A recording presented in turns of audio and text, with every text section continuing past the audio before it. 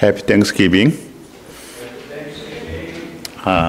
우리 모두에게 믿음의 눈이 열려서 하나님께서 주신 은혜와 복을 깨닫고 감사하심으로 더 크고 풍성한 복을 누릴 수 있는 우리 모두가 되시기를 주님의 이름으로 축복합니다. 청년이 선교사가 된 이야기가 있습니다. 믿음으로 늘 감사하며 하나님이 원하시는 곳에서 살기를 기도하는 청년이 있었습니다. 그런데 불행히 그 청년이 어느 날 사고를 당해서 다리 하나를 절단하게 되었습니다. 할 일도 많고 결혼도 해야 되는데 장애인이 되고 났을 때 앞날이 캄캄했습니다.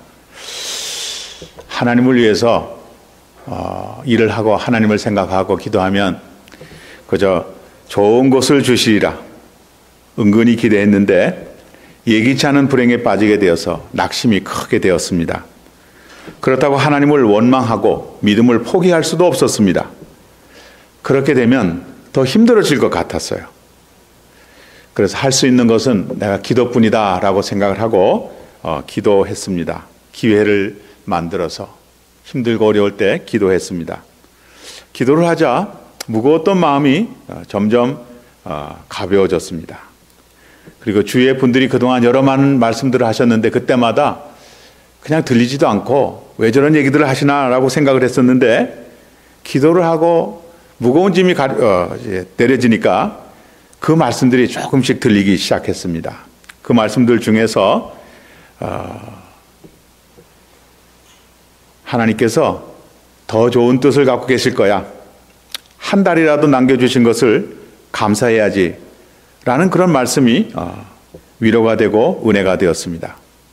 그 말씀들을 갖고 기도할 때 자기도 모르게 하나님 두 다리를 다 가져가지 않고 한 다리만 있게 하신 것도 감사합니다. 그렇게 기도했습니다. 하나님께서는 다리를 잃어버린 상황에서도 믿음을 포기하지 않고 감사하는 믿음을 가진 청년을 목사가 되게 하셨습니다. 한 다리만 가진 목사를 일반 교회에서 청병을 해주지 않습니다. 청년은 하나님께서 자신을 선교사로 부르셨다는 확신을 갖고 선교사로 지원을 했습니다. 선교사로 지원을 하면 많은 사람들이 좋아하고 격려하면서 장애인인 자기를 나름 사역하기 편리한 곳에서 이제 사역을 하게 하시리라 이렇게 생각을 했는데 상황은 정반대였습니다. 자기들이 좋은 데 가고 장애인은 그저 갈 데가 없는 거예요. 그래도 가야 되겠다고 하고 끝까지 기다렸더니 이름 없는 아프리카 한 부족에게로 보내졌습니다. 전혀 문화시설이 없는 곳이라는 안내를 받았고 가보니까 들었던 것보다 훨씬 더 어려운 상황이었습니다. 그 부족은 식인종들 말이었습니다. 가자마자 식인종들에게 붙잡혀서 전도는 전하지도 못하고 잡혀먹어서 죽어야 할 운명에 처했습니다. 식인종들은 청년 선교사가 왔을 때 이제 음식이 우리한테 스스로 굴러서 왔구나 좋아하면서 잡아먹으려고 했습니다. 식인종들에게 잡혀서 먹히게 된 청년에게 햇살 같은 아주 아이디어가 하나 떠올랐습니다. 식인종들은 아무런 노력 없이 먹게 된 이 청년을 보고 아주 기대를 하고 있었는데 청년은 자기가 갖고 한쪽 다리는 성하고 한쪽 다리는 의족을 달고 있었는데 그 의족을 빼어서 식인종들에게 던져주었습니다. 아무런 노력도 하지 않은데 그냥 고기를 먹게 돼가지고 이 사람들이 아주 너무 좋아해요. 그 고무다리를 뜯어 먹으려고 굉장히 노력을 했습니다. 아무리 노력을 해도 물고 뜯고 깨물어도 전혀 찢어지지 않자 식인종들은 청년을 자기들이 먹을 수 없는 특별한 사람으로 생각하고 이제 오히려 아주 신처럼 여기기 시작했습니다. 자기를 신처럼 생각하는 식인종들에게 청년은 복음을 전하기 시작했습니다. 놀랍게도 말씀이 식인종들에게 들려질 때 그들도 예수를 믿고 믿음의 사람이 되기 시작했습니다. 사람의 고기를 먹는 것을 포기하는 것은 물론이고 주님을 위해서 살면서 식인종 마을에 교회당이 세워졌습니다. 그리고 이웃 마을에까지 복음을 전하는 놀라운 일이 생겼다는 이야기입니다. 어려운 일을 당한 분이 우리 가운데 계십니까? 아직 끝나지 않았습니다. 주님의 좋은 계획이 있음을 기대하시기 바랍니다. 그리고 나에게 남겨진 좋은 것들을 갖고 하나님 앞에 기도할 때 그것을 통해서 더 큰 일을 이루시고 더 큰 감사를 드릴 수 있도록 하나님께서 축복하시는 것을 기대하실 수 있기를 바랍니다. 금주는 추수감사절입니다. 주님은 이스라엘 남성에게 1년에 3번씩 성전에 와서 하나님을 찾아뵙고 감사하라고 말씀하십니다. 6월절부터 시작되는 무교절, 맥추절, 그리고 장막절이라고 하는 칠칠절이 있습니다. 장막절이라고도 하는 칠칠절은 1년의 농사를 마무리하고 드리는 추수감사절입니다. 이스라엘은 여러 절기들이 있습니다. 여러 절기들 중에서 3대 절기는 반드시 성전에 와서 하나님께 감사의 제사를 올려드리라고 말씀합니다. 왜 그러냐면 과거의 역사를 잊지 않고 기억하게 하기 위함입니다. 이스라엘은 감사절기를 지키며 모든 후손들과 더불어 과거의 역사를 되새기고 거기에서 교양과 훈계와 믿음의 내용들을 받게 됩니다. 그들을 감사하게 하시는 두 번째 이유는 하나님의 백성을 잊지 않게 하기 위함입니다. 그들이 감사를 드림으로 하나님이 우리를 인도하셨다는 것을 이제 계속적으로 생각을 하는 거예요. 브레인워시라고 얘기하죠. 세뇌교육이라고 하는데 이 세뇌교육이 나쁜 것만이 아니에요. 뭐 의식화 교육이라고 얘기하기도 하고 사람의 눈을 뜨기도 하고 사람다운 삶을 살기 위해서는 계속 반복해서 이 브레인워시도 필요하죠. 나쁜 건 몰라도 좋은 거는 계속적으로 새겨야 돼요. 신명기 6장 말씀에서도 이스라엘아 들으라 주 너의 하나님은 아주 전능하신 하나님이니 하나님 앞에 최선을 다하라고 말해요. 그러니까 눈에 보이는 거 길을 가다가 누웠다가 언제든지 계속적으로 들려주어서 자기는 물론이고 그 말을 듣는 자식들이 아주 마음에 새기라 그렇게 이야기를 하는데 이 절기들을 통해서 자신들이 하나님의 백성을 잊지 않도록 그렇게 하셨습니다. 세 번째 이유는 새로운 복을 받게 하도록 하기 위함입니다. 하나님께서는 감사의 예물을 들어오는 백성들을 축복하시는데 제사장들을 통해서 민수기 6장 24절로 26절에서 이런 축복의 문을 주셨습니다. 주님께서 당신들에게 복을 주시고 당신들을 지켜주시며 주님께서 당신들을 밝은 얼굴로 대하시고 당신들에게 은혜를 베푸시며 주님께서 당신들을 고이 보시어서 당신들에게 평화 주시기를 빕니다 라는 그런 축복문을 이제 오는 백성들에게 주도록 하셨습니다. 감사는 또 다른 감사를 드릴 수 있는 그런 복을 불러오게 됩니다. 하나님이 베푸시는 은혜와 사랑을 깨달아서 감사를 드리면 하나님께서 공급하시는 더 큰 은혜와 복을 누리게 됩니다. 감사가 주는 그런 유익함을 알고 감사를 드리는 사람들이 유형이 있다 하는 그런 말씀을 드리겠습니다. 감사에 드리는 유형에는 세 가지가 있는데 그 어떤 사람들인지 말씀드리겠습니다. 첫 번째로 받고도 감사하지 않는 무감사한 사람들이 있습니다. 받은 것은 있는데 다 감사하지 않는 무감사의 사람들이 있습니다. 감사를 하지 않는 사람들이 있을까요? 있습니다. 있어요. 대표적인 사람들이 이스라엘 백성입니다. 출애굽기 민수기 성경에 오경 나와 있는 출애굽기 민수기 말씀을 읽어보십시오. 이스라엘 백성들은 하나님께서 아브라함과 이삭과 야곱에게 축복하신 대로 큰 민족이 됩니다. 큰 무리가 된 것이 이집트 정권자들에게 가시가 되었습니다. 그때 그 당시 아주 큰 민족이 되었을 때 그 당시는 요셉을 모르는 이집트 왕 바로가 등극을 했습니다. 그래서 졸지에 반역을 도모하는 종족으로 지목을 받고 노예와 같은 입장이 되어서 라암셋과 같은 큰 건물을 짓는 아주 험한 노동을 하게 되었습니다. 노동을 하신 분은 알지 모르지만 다 노동이 힘들죠. 많은 건축 노동, 그 중에서 돌 노동은, 건축을 하는 돌 노동은 굉장히 힘들어요.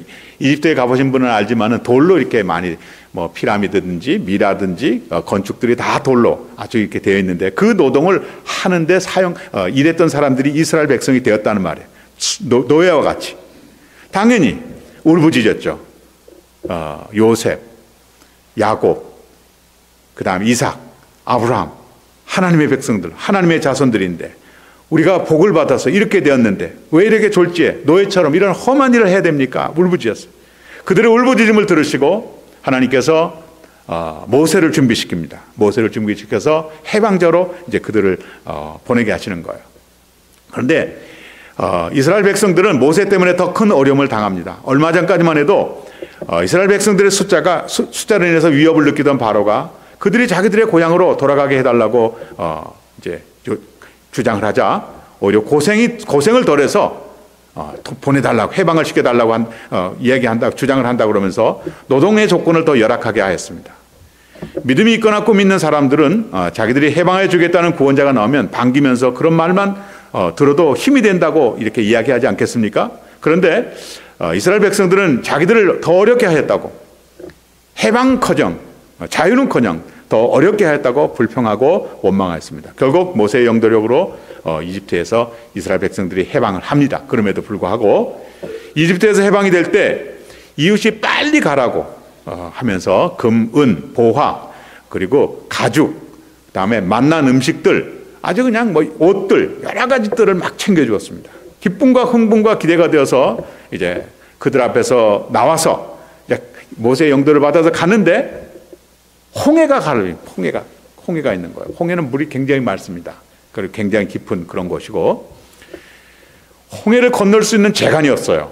그렇다고 해서 그분들이 배가 있던 것도 아니고 요즘처럼 크루즈가 있어가지고 다 챙겨줄 수 있는 그런 것도 아니고 아주 근심하며 걱정을 하고 있는데, 그들 뒤에서는 자기들을 이집트로 붙잡아 가려는 이집트의 정예병사들이 쫓아옵니다.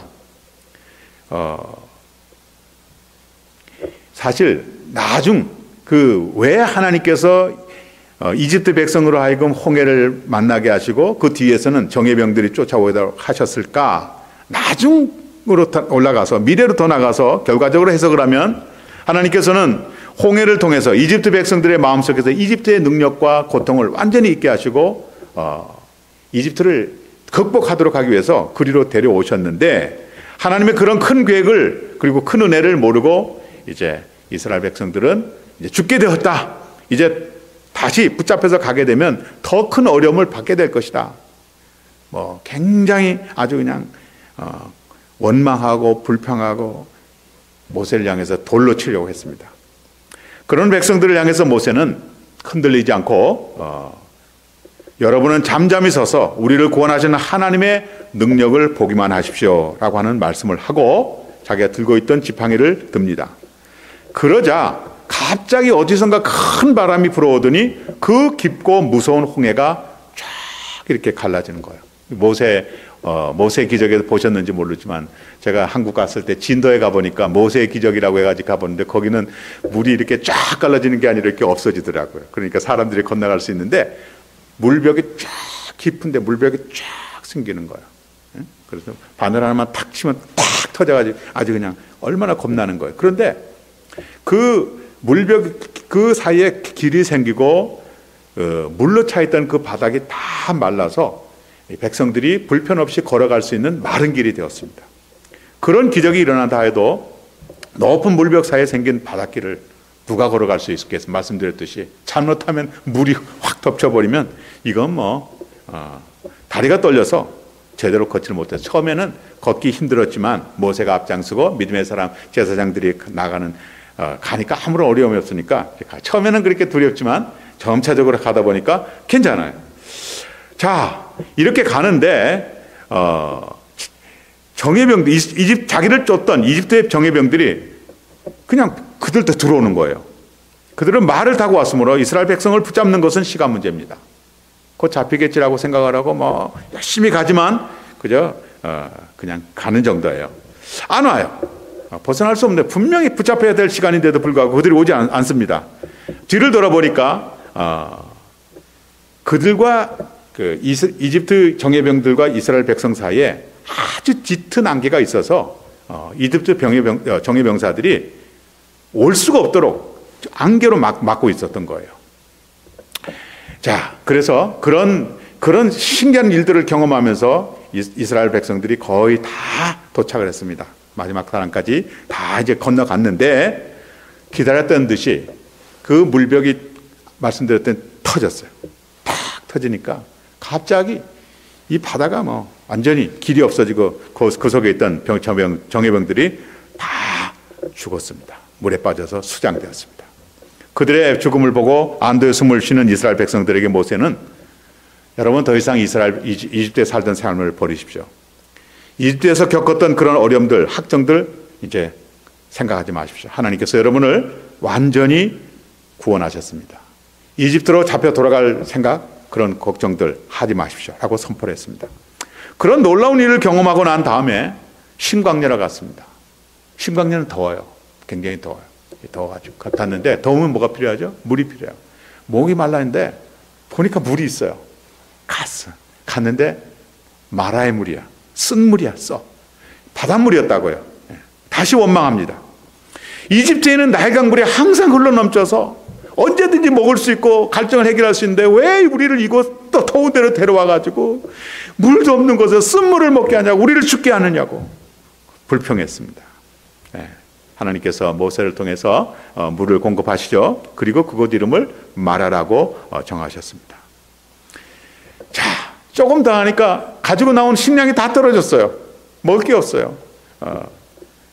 왜 우리를 이곳에 와서 굶겨 죽으려고 하냐고. 근데 말도 불평하고 원망하는 분들은 또 말도 그냥 다른 사람의 속을 그냥 긁는 그런 얘기야. 거기는 부추도 많고 뭐도 많고 왜 우리를 이곳에 데려와가지고 이렇게 죽이려고 하냐 그럴 때 하나님께서 모세를 통해서 이제 하늘의 천사들이 먹는 그런 아주 반짝반짝한 그런 맛있는 그런 거를 보내주셨죠. 아침에 일어나면은 광야가 다 이렇게 그걸로 덮일 정도로. 근데 이것이 무엇이냐? 그게 만나요. 이것이 무엇이냐라고 하는 듯이 그 질문이 만나요. 만나라고 하는 거예요. 이 히브리 말로 만나를 공급해 주셨어요. 근데 시편 78편 25절 말씀 보니까 하나님이 그것은 하늘에서 천사들이 먹는 음식이다, 그렇게 이야기를 하는 것들을 갖고 해주셨어요. 얼마나 좋습니까? 이거 21세기에도 아직 못 먹는 거잖아요. 그러니까 우리가 우주 시대를 하면은 그런 태블릿으로 되는 그 음식을 먹겠는데, 그 음식보다도 아주 맛있는 그런 거예요. 향기롭고 맛있고 너무 좋아가지고 이렇게 먹으면 영양이 다 되는 그런 건데, 그러니까 그 수천 년 전에 사람들이 그런 걸 먹었다는 사실이 얼마나 대단한 거겠습니까? 그런데 이분들이 복에 겨웠는지, 아니 우리가 이빨도 있고 이빨도 아직도 건강한데 고기 생각이 나는 거야. 왜 우리는 고기를 못 먹느냐? 이집트에 있으면 고기. 계속 어려움을 당할 때마다 계속 불평하고 원망했습니다. 감사하는 것보다도 계속 했습니다. 자, 이제 40년이 지났어요. 40년이라고 하는 거는 이 이스라엘 백성들이 정탐하러 간 기간이 40일인데 하도 사람들이 믿음이 없어가지고 원망을 하자 하나님께서 하루를 1년씩 해가지고 40년을 너희를 데리고 내가 광야에서 훈련하겠다, 그렇게 했는데 40년 동안 계속 원망하고 불평했습니다. 40년이 지났습니다. 이제 모압 광야에 이르고 가나안을 보게 되었습니다. 가나안을 보면서 모세를 통해서 말씀하시는 거예요. 40년 훈련 생활했지만 여러분이 훈련하는 동안, 훈련을 받는 40년 동안 광야에서 사는 동안 먹지 못해서 굶어 죽은 사람이 있습니까? 옷을 입지 못해서 추위했던 사람이 있습니까? 여러분 광야에서 햇빛이 쫀다 그러지만 햇빛이 쬐어서 일사병에 죽은 사람이 있습니까? 신이 떨어져서 가죽이 구멍이 나서 발이 부르튼 사람이 있습니까? 있었습니까? 하나님께서 밤에는 불기둥으로, 낮에는 구름기둥으로 다 안전하게 인도해 주셨고, 물도 공급하셨고 만나도 공급하셨고 계속적으로 얘기하셨거든요. 그래 아무도 얘기를 하지 않아요. 그렇게 아무도 얘기하지 않아요. 그렇게 이제 이야기를 하죠. 그리고 이제 이야기를 합니다. 그동안 여러분의 손자들이, 여러분의 친구가, 여러분의 지인이 죽었을 겁니다. 왜 죽었는지 아세요? 하나님께서 공급하시는 것을 기뻐하고 감사하기보다 계속 원망하고 불평하기 때문에 하나님께서 벌로, 심판으로 그렇게 죽인 것을, 하나님께서 많은 것을 공급해 주는데 그것을 받고도 기뻐하거나 감사하지 못하는 사람들을 이제 죽게 하셨습니다 하는 그런 이야기를 합니다. 하나님은 의인과 악인 모두에게 공평하게 늦은 비와 이른 비를 주신다, 그렇게 말씀합니다. 늦은 비는 뭐고 이른 비는 뭐냐? 이스라엘이 가서 사는 땅은요, 이 우리들이 사는 그런 세상처럼 계속 1년 12달 사계절 비가 오는 때가 아니라 늦은 비와 이른 비가 오는 그런 두 때만 오는 거. 우기와 건기가 있어가지고 늦은 비와 이른 비가 오는 그런 때가 있어요. 그러면 하늘에서 물이 올 때 그걸 다 모아야 되는 거예요. 하늘만 바라보고 살아가야 되는 거예요. 근데 만약에 늦은 비가 와야 할 때 이른비가 와야 할 때 비가 오지 않으면 사람도 짐승도 농작물도 다 그냥 해치는 거예요. 그런데 하나님이 이렇게 중요한 늦은 비와 이른 비를 주시는데 말씀을 잘 듣고 믿음 생활, 믿음이 좋다고 하는 의인에게만 주는 게 아니라 악인과 의인에게도 주신다는 거예요. 그런데 의인은 그런 늦은 비와 이른 비를 받을 때 기뻐하고 감사하지만 악인은 하나님께서 그렇게 늦은 비와 이른 비를 주셔도 감사하지 않는다는 말씀이에요. 그래서 하나님께서 감사하지 않는 사람에게 심판하고 징계를 하셔도 그들은 할 말이 없다는 거예요. 이유는 늦은 비와 이른 비를 의인에게만 주시지 않고 자신들에게도 똑같이 주셨기 때문에 불평하고 원망할 수 있는 그런 일들이 없다. 아니, 의인들에게는 잘해주시고 왜 우리에게는 그렇게 하십니까? 그렇게 얘기할 수 없다는 거예요. 똑같이 주시니까. 단지 문제는 뭐냐면 의인은 늦은 비와 이른 비, 우리에게 주시는 그런 하나님의 은혜와 하나님의 복들을 의인들은 깨닫고 감사하고 기뻐하고 찬양하지만 악인들은 그렇게 하지 않는다는 사실. 그래서 악인들은 변명할 여지가 없다는 말씀입니다. 악인일지라도 하나님께서 주시는 은혜를 뒤늦게라도 깨닫고 감사하면서 하나님의 말씀을 순종하면 악인에게도 새로운 생활이 펼쳐지고 하나님이 주시는 그런 새로운 세상, 하나님을 소망하는 그런 복된 인생이 됩니다. 그렇게 되라고 하나님께서 악인에게도 의인과 똑같은 늦은 비와 이른 비를 내려주십니다. 혹시 우리 중에 많은 것을 받았는데도 불구하고 받은 것을 감사하기보다 없는 것을 불평하고 원망하는 그런 분은 계시지 않습니까? 무감사한 사람들입니다. 감사절을 통해서 감사를 배울 수 있는 그런 기회가 되시기를 바랍니다. 두 번째로 받은 것을 알 때 감사하는 사람입니다. 받은 것을 알고 감사하는 사람들이 있습니다. 받은 것을 감사하지 않는 사람보다 훨씬 더 좋습니다. 그런 사람에게는 더 많은 것을 주고 싶은 마음을 갖게 되는데 예수님께서도 감사하는 사람에게 또 다른 복을 주셨습니다. 대표적인 예가 나병 환자 1명이 고침을 받았습니다. 그런데 그 고침을 받는 나병 환자 참 지금은 나병 환자가 없지만 예수님 시대나 제가 어릴 시절만 해도 이 문둥병이라고 그래가지고 아주 나쁜 소문들이 있었어요. 그래 돌도 던지고 모독이 하고 굉장히 고통을 받는 그런 일이에요. 이게 가정에서 한번 나병 환자가 생겼다고 생각이 이거 이게 가족이 이렇게 헤어지는 거 보통 이렇게 어려운 게 아니잖아요. 그런데 예수님이 그 10명의 나병 환자가 주님 우리를 불쌍히 여기셔서 우리를 도와주소서라고 하는 그런 얘기를 듣고 10명의 환자를 고쳐주셨는데 돌아가다 보니까 고쳐주시고 대제사장에 가서 여러분의 몸을 보이셔서 여러분이 회복된다는 것을 증명을 받고 정상생활을 하십시오라고 얘기를 하셨는데 돌아가다 보니까 진짜 몸이 깨끗해진 거예요. 그런데 9명은 그냥 갔는데 1명이 돌아와서 예수님께 감사 인사를 드리는 거예요.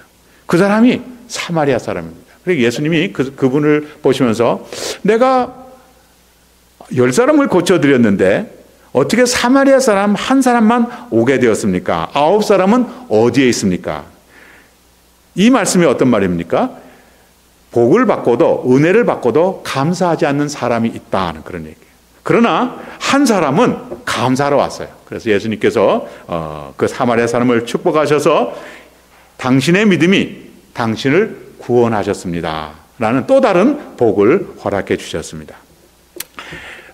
받은 것을 감사하라는 메시지를 스펄전 목사님이 하셨습니다. 달빛을 주신 하나님께 감사를 드리면 햇빛을 주시고 햇빛을 주신 하나님께 감사를 드리면 하늘 영광의 빛을 주시게 됩니다 라고 하는 말씀을 전해 주셨습니다. 올해 본인이 받은 은혜와 복 중에서 가장 기억에 남는 것이 무엇입니까? 그것을 받으시고 감사를 하셨습니까? 시인은 본인이 받은 은혜에 감격해서 자기만이 아니라 자기 주변만이 아니라 자기 주변에 있는 온 땅까지도 감사하고 찬송하자고 외칩니다. 주님이 주신 그런 복들을 깨닫고 힘을 다해서 정성껏 감사할 수 있는 그런 은혜의 사람이 되시기를 바랍니다. 세 번째는 어려운 환경을 만나도 감사드리는 사람이 있습니다.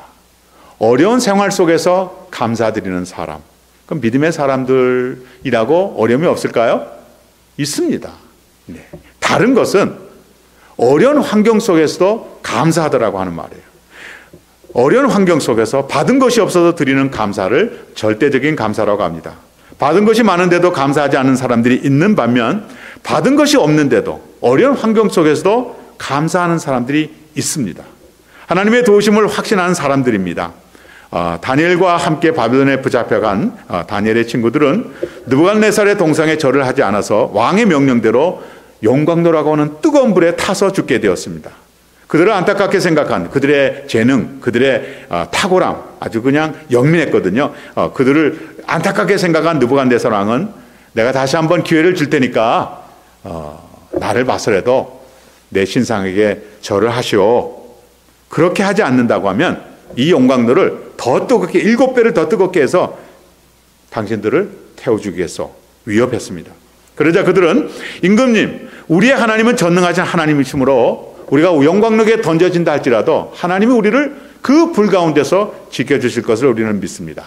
그리고 그 다음 얘기가 그리 아니하실지라도 우리는 임금님의 동상, 임금님의 이 형상에게 절할 수 없습니다. 하나님은 하나님 외에 다른 것을 만들지도 말고 절하지도 말라고 말씀하셨기 때문에 우리는 그럴 수 없습니다. 그렇게 고백했으니까 당연히 용광로로 뜨거운 용광로에 던져졌습니다. 받은 것이 없으면 물론이고 불이익을 당해도 하나님의 말씀을 순종하며 지키는 감사하는 사람들이 있습니다. 바울은 그와 같은 믿음을 가질 수 있으면 하나님께서 자신을 사랑하는 자들의 결과를 모든 것을 합력해서 선을 이루신다는 그런 믿음을 가졌기 때문이라고 로마서 8장 28절에서 설명해 주었습니다. 성령의 영감으로 그런 은혜의 말씀을 전한 바울도 하나님을 향한 그와 같은 믿음을 갖고 있었습니다. 바울이 소아시아에서 전도행을 하는데 성령께서 오히려 바울이 전도하는 것을 막으셨다 그렇게 합니다. 그리고 환상 중에 마케도니아 사람이 바울에게 나타나서 이리 건너와서 우리를 도와주십시오라고 하는 요청을 듣습니다. 바울이 마케도니아의 첫 성인 빌립보에 도착해서 그곳에서 복음을 전합니다. 그곳에서 루디아라고 하는 여성을 만나서 그 여인으로부터 많은 도움을 받습니다. 바람이 돋단 듯 복음 사역이 잘 되었습니다. 주님의 능력도 크게 나타났습니다. 그런 은혜가 있으면 사탄이 배가 아파서 못 견디죠. 바울이 점치는 여자에게서 귀신을 쫓아내준 것이 발단이 되어서 바울과 실라는 사람들 앞에서 매를 심하게 맞고 감옥에 갇히게 됩니다. 나중에 바울의 얘기를 들으니 바울을 군중들 앞에서 때린 관원은 조사도 하지 않고 한쪽 말만 듣고 일방적으로 바울과 실라를 그렇게 때리고 망신을 주고 감옥에 가두었습니다. 바울로서 할 말도 많았을 겁니다. 복음을 전할 기분도 잃어버릴 정도였을 것입니다.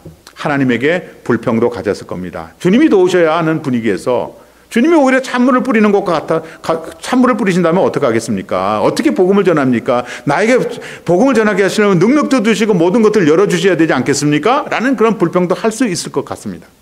그런 분위기에서 감옥에 갇힌 바울과 실라는 불평하지 않고 오히려 감사의 기도와 찬송을 하였습니다.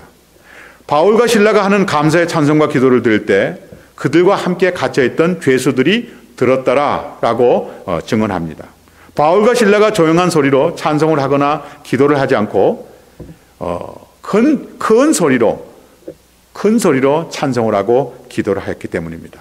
어떻게 억울하고 맥 빠진 환경에서 기쁨과 감사의 찬송과 기도를 큰 소리로 드릴 수 있을까요?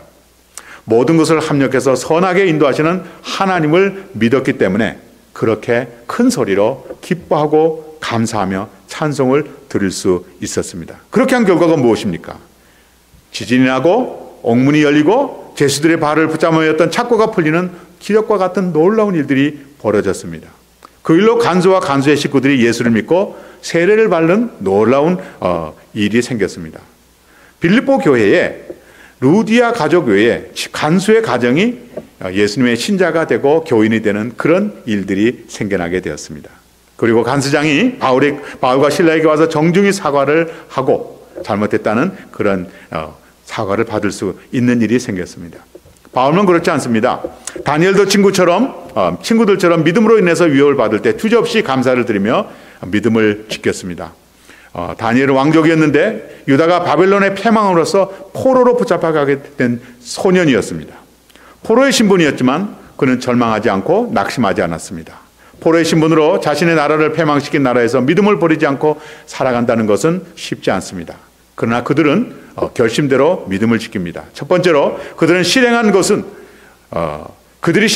왕이 하사한 음식은 먹지 않는 것이었습니다. 왜 먹지 않느냐? 기름진 것이고, 특별히 기름진 것, 이방인들이 기름진 것은 다 제사를 드리고 난 그런 음식이거든요. 그러니까 우리는 하나님께서 주시는 음식만 먹겠습니다 해가지고 채소만을 고집합니다. 거기서 성공을 합니다.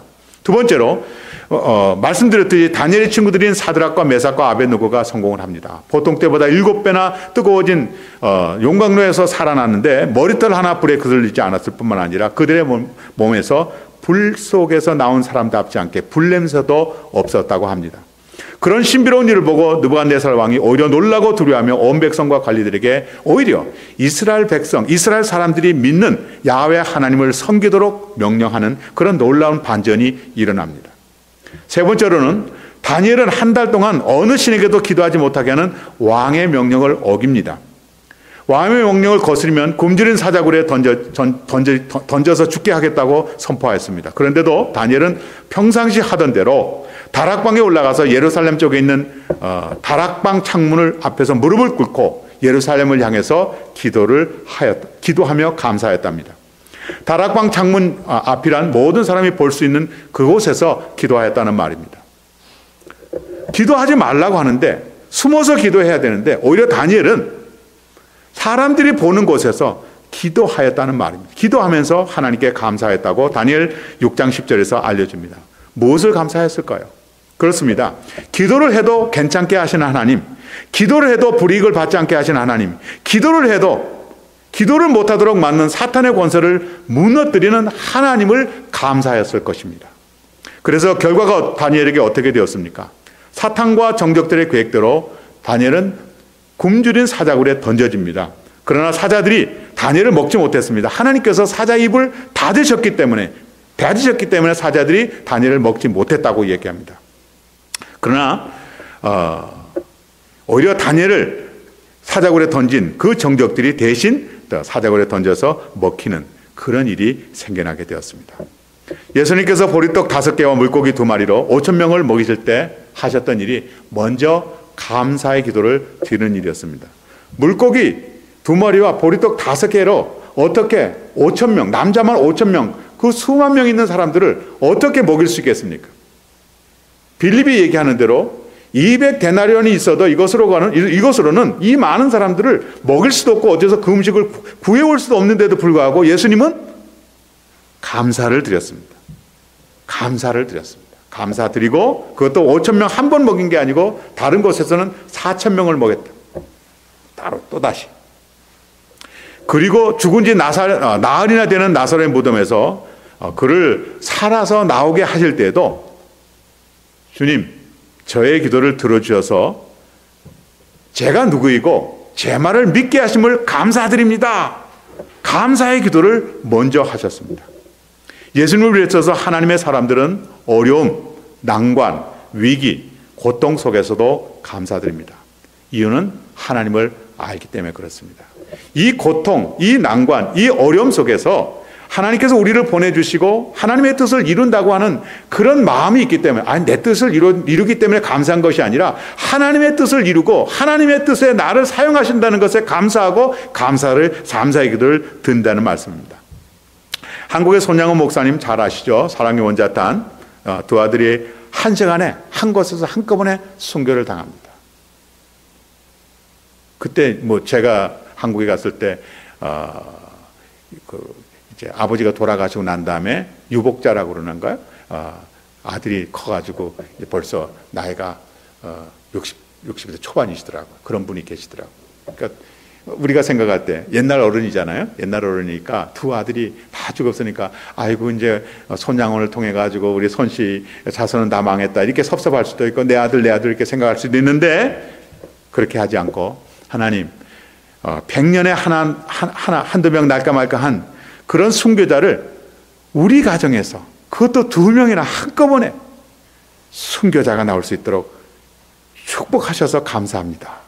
감사를 드렸다고 그래요. 그리고 본인이 순교를 당할 때도 순교하지 않고 죽으면 순교해서 죽은 아들에게 애비로서 아들들을 볼 면목이 없었을 텐데 저까지도 순교하셔서 애비의 면목을 갖게 해주시니 감사드립니다. 그렇게 아버지도 순교하면서 감사했다는 그런 이야기를 들었습니다. 절대적인 감사는 들어주시느냐 안 들어주시냐, 좋은 환경을 주시느냐 안 주시느냐, 내 기도를 들어주시냐 안 드리냐, 나에게 축복하시냐 나에게 좋은 환경을 주시느냐, 그거 아닙니다. 하나님이 자기를 구원하시고 자기의 하나님, 자기의 아버지가 되심을 감사하고 하나님의 뜻에 나를 사용한 것을 감사하는 그런 감사가 절대적인 감사입니다. 제가 감사하는 사람의 세 종류를 말씀드렸는데 나는 어느 종류에 속한 그런 사람입니까? 은혜와 복을 받으면서도 하나님의 도움을 받으면서도 무감사하는, 감사하지 않는 그런 사람입니까? 그런 분은 깨달으실 수 있기를 바랍니다. 영적인 눈, 믿음의 눈을 열어주시고, 또 감사는 누가 합니까? 성숙한 사람이 합니다. 지혜로운 사람이 합니다. 우리가 쭉 보면 미련한 사람, 어린 사람들은 감사 못해요. 상황 파악도 못해요. 그러나 경륜이 쌓이고 지혜가 있고 뭔가를 아는 분들은 감사해요. 아까 말씀드렸듯이 한 발이 잘려도 한 발이 있는 것을 감사해요. 한눈이 잘못돼도 한눈 보게 하신 것을 감사해요. 감사해요. 그리고 성령에 속한 사람은 감사하게 돼 있어요. 왜냐하면 하나님이 말씀대로 로마서 8장 28절 말씀을 드린 것처럼 하나님이 분명히 좋은 뜻을 합력해서 선하게 인도하시는 그 믿음을 갖고 있기 때문에 감사할 수밖에 없어요. 그런 감사. 조금이라도 내가 생각 있는 사람이라고 하면 감사할 수 있어야 돼요. 주신 것들에 대해서. 혼자 한번 있어 보세요. 혼자서. 근데 누군가가 나에게 있어요. 나에게 어떤 모든 것을 주신 것, 어떤 상황, 감사. 감사를 갖게 되면, 절대적인 감사를 하게 되면 하나님이 나의 아버지가 되시고, 하나님이 나의 위로가 되시고, 하나님 나의 반석이 되시고, 하나님 나의 구원이 되신 것이 나에게 힘으로 다가올 겁니다. 능력으로 다가올 겁니다.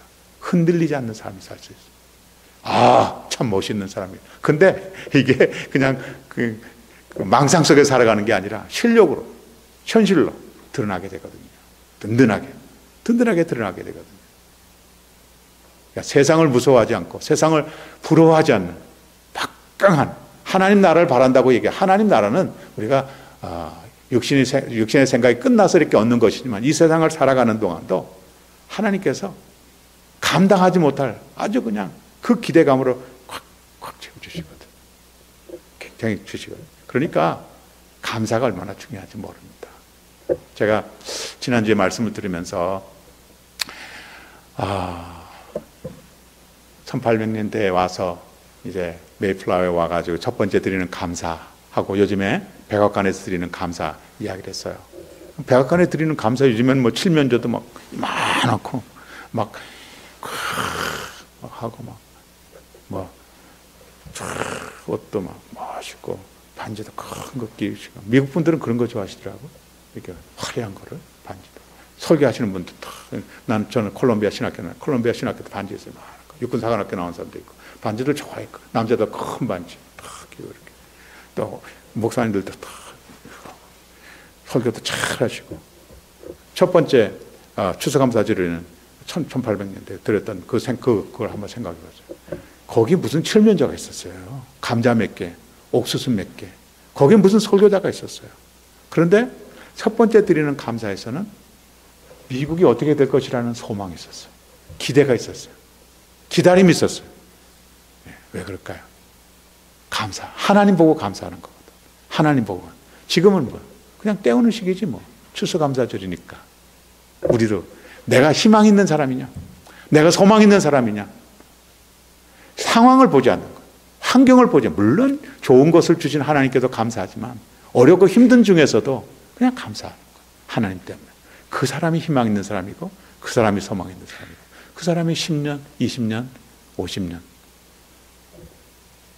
아마 모든 사람에게 별과 같이 빛나는 그런 멋있는 삶을, 복 있는 삶을, 겸손하면서도 넉넉하면서도 그런 삶을 사시게 될 겁니다. 절대적인 감사. 하나님으로 인해서 감사드리고, 하나님이 나의 아버지 되시고, 나의 구원자 되시고, 나의 보호자 되시고, 나의 위로가 되시는 하나님의 뜻을 알고 감사하고, 하나님의 뜻에 나를 사용하신 것을 감사할 수 있는 그런 복된 감사를 드려서 희망 있고 소망 있는 복 있는 분들 되시기를 주님의 이름으로 축복합니다. 아멘. 오늘 들려주신 말씀 기억하면서 우리 같이 기도하는 시간 갖겠습니다.